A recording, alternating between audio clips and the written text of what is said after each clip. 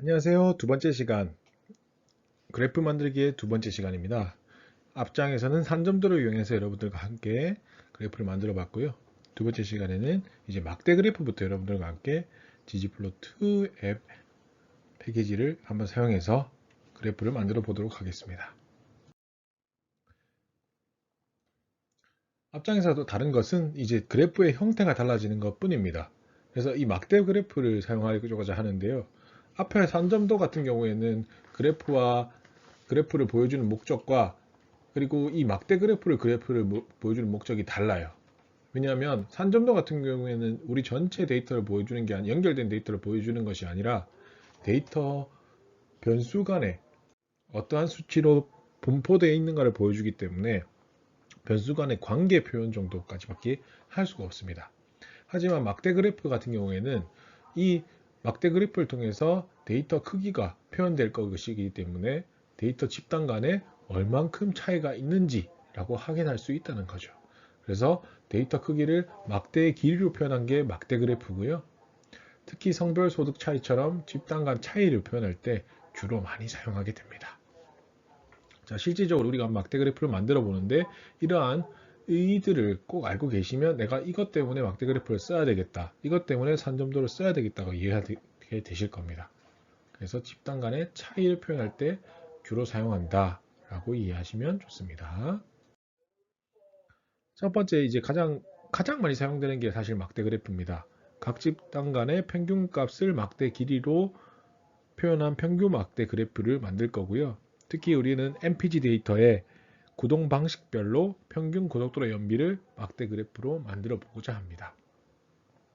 그래서 그렇게 하기 위해서는 먼저 집단별 평균표부터 만들고 그 평균표로 구성된 데이터 프레임이 만들어져야 될 거고 그 데이터 프레임을 만들고 나서 여러분들이 이제 그래프를 생성하는 과정을 거치셔야 된다는 게 다른 겁니다. 왜냐하면 집단 간 비교를 해야 되기 때문에 집단 간의 평균표로 구성을 한 데이터 프레임을 만들고 그 데이터 프레임을 골조로 한 그래프를 만들어야 된다는 게 순서가 다르게 되는 거죠. 데이터만 표현하는 순서가 아니기 때문에 여러분들이 이 순서에 대해서 유의하시면 되겠습니다. 집단 간 차이를 보기 때문에 집단 간의 차이를 만들 수 있는 데이터 프레임이 필요하다라는 거. 그래서 집단 간 차이를 만들려면 우리가 어떤 걸 앞에서 배웠죠? 기억나시나요?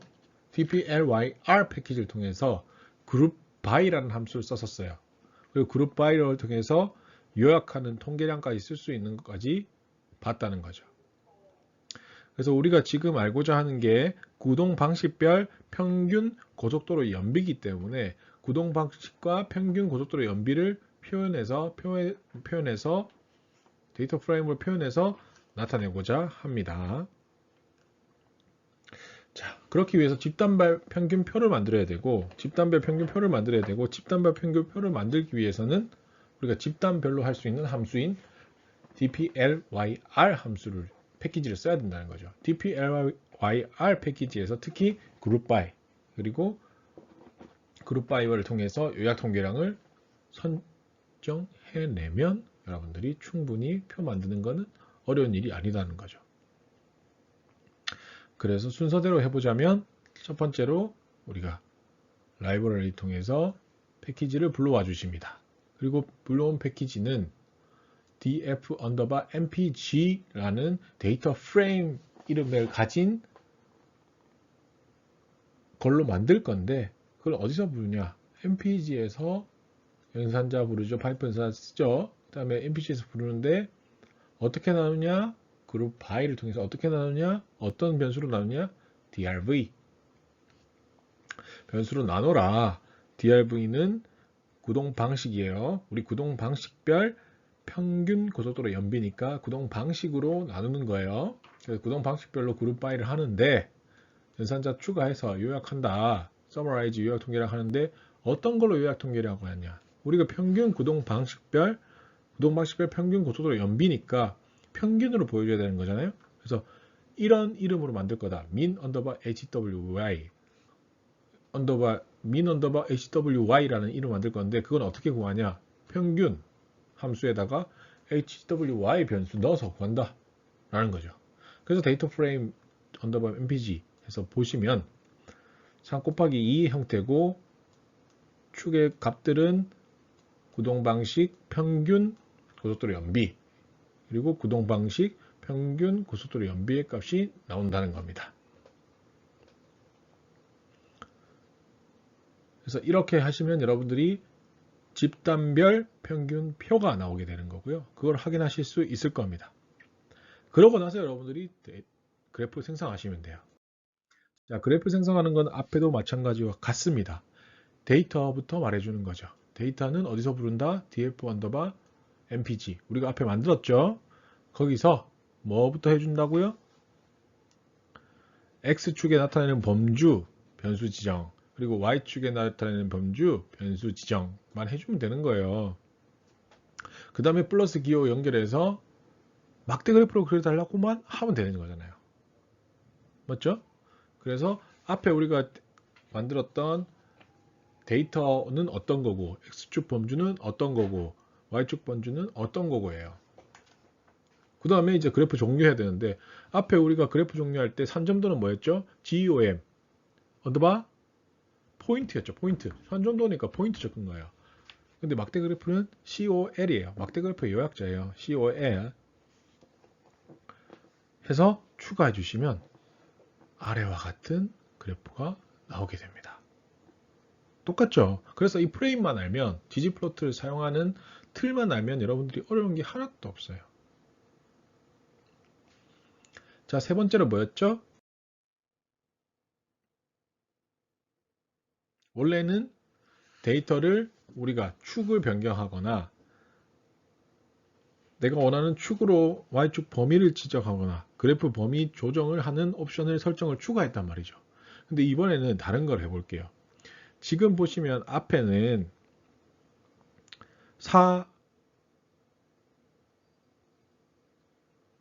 4하고 구동별로 4FR 순서대로 나와 있는데 이거를 우리가 크기 순으로 정리하고 싶은 거예요. 막대 기본적으로 알파벳 순서로 정리하거든요. 근데 우리가 그 앞에서 출력한 순서를 보면 DRV 막대가 4FR 순으로 되어 있는데 이거를 우리는 많이 이제 높은 것부터 정리를 하고 싶은 거야. 그래서 그걸 하는 방법만 여러분들이 알면 충분히 정리할 수 있으니까 이 정렬하는 방법을 쓰는 게 REO, RDER이라는 함수예요.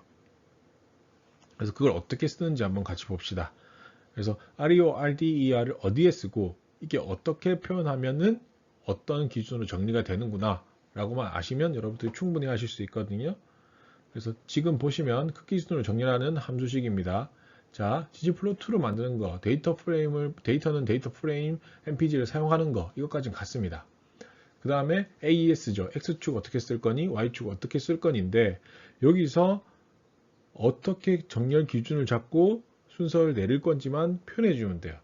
자, 여기서 X축으로 우리가 표현하고 싶은 거죠. 지금 4FR 순이니까 X축이죠. X축에다가 원래는 그냥 min 언더바 원래는 X축은 DRV였는데 이거를 기준별로 순서대로 나타내달라고 하기 위해서 REORDER 이라는 함수를 쓸 거예요. X축은 REORDER이라는 함수로 나타낼 건데 이렇게 표현을 할 거다. 이게 순서대로 크기 순으로 정렬할 거다는 뜻이에요. X축은 크기 순으로 정렬할 거다. 어떤 순으로 정리를 하냐?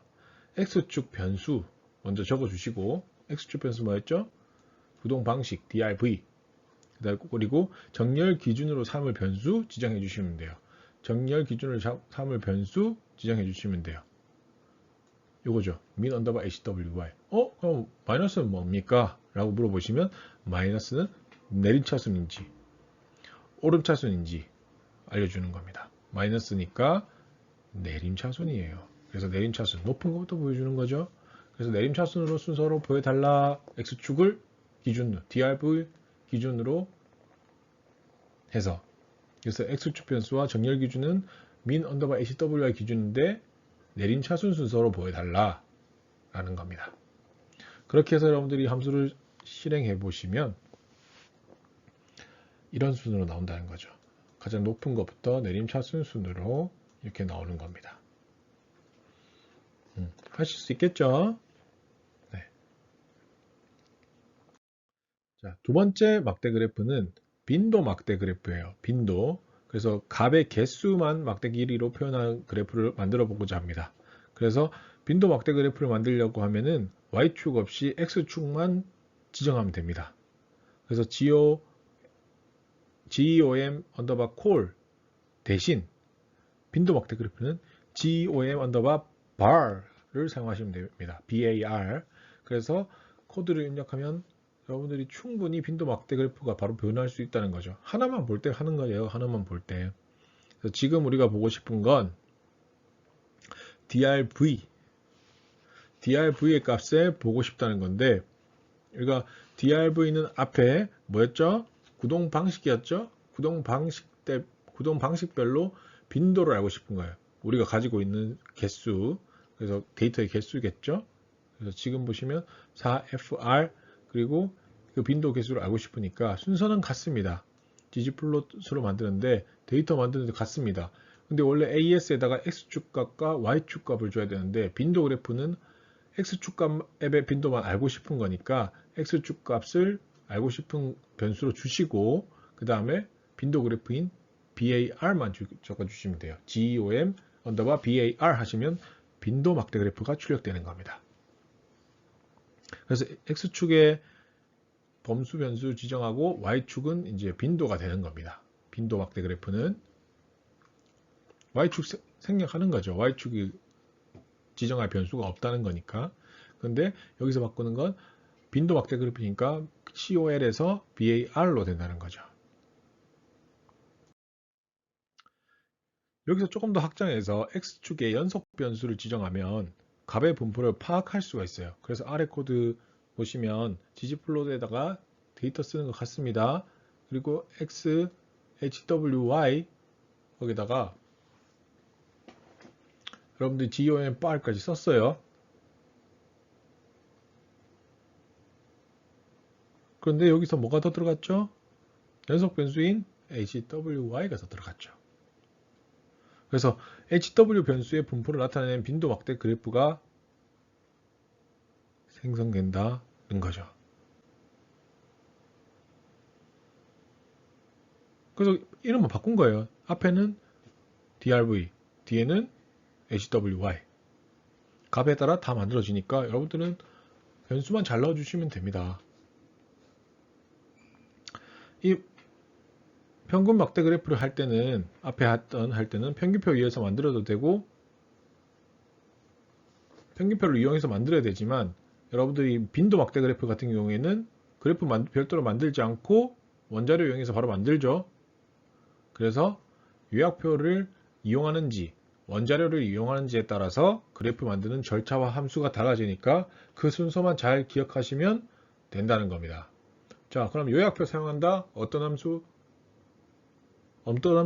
그래프 만들었어요. GOM 언더바 COL 썼죠.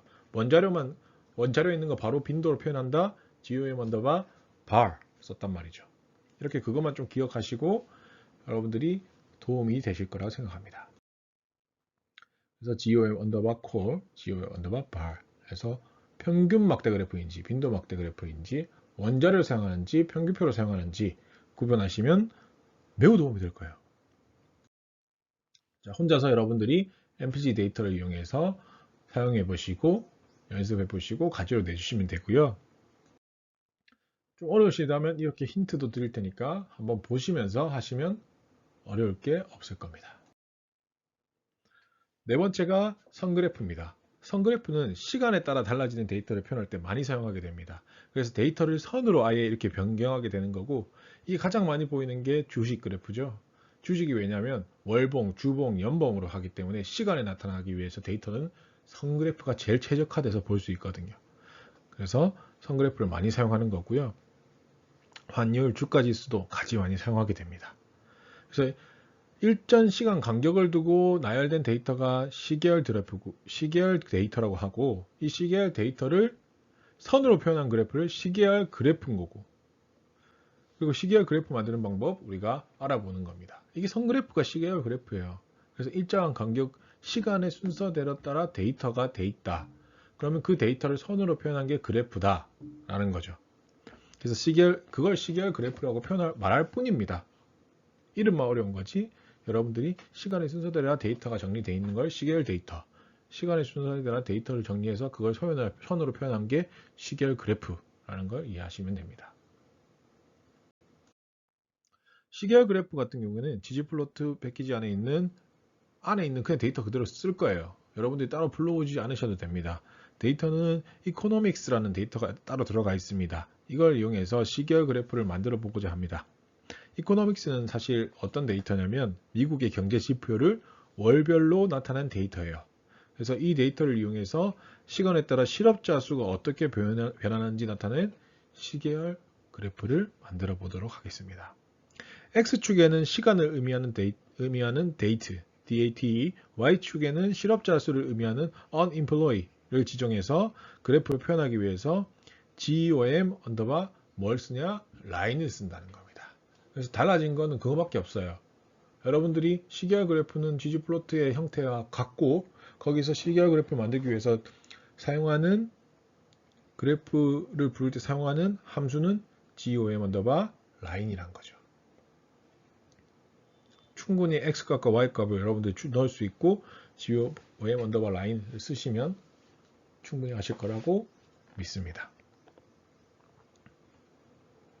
그래서 이 출력된 그래프를 보시면 실업자 수가 이제 70년, 75년, 80년, 85년, 90년, 95년, 2000년, 2005년 이렇게 해서 5년 단위로 올라갔다 내려갔다 올라갔다 내려갔다 올라갔다 내려갔다 올라갔다 내려갔다 이걸 보실 수 있다는 거죠.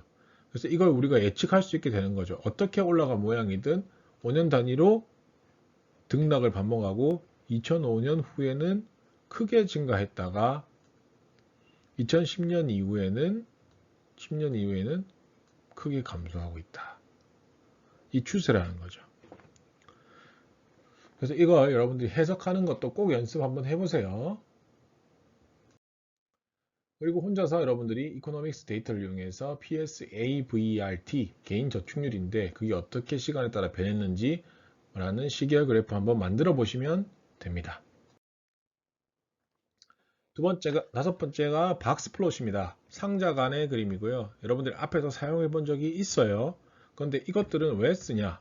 집단 간의 분포가 어떻게 차이가 나는지 라는 걸 하실 수 있을 거고 저번 앞에 썼던 거 기억나시는 분들은 아랫수염부터 윗수염 1사분위, 2사분위, 3사분위가 표현되어 있는 그래프라는 걸 기억하실 수 있을 겁니다. 이 그래프 상자 그림은 데이터의 분포를 직사각형 상자로 표현하고 이 상자 그림을 보면 분포를 표현할 수 있기 때문에 여러분들이 도움이 될 수 있습니다.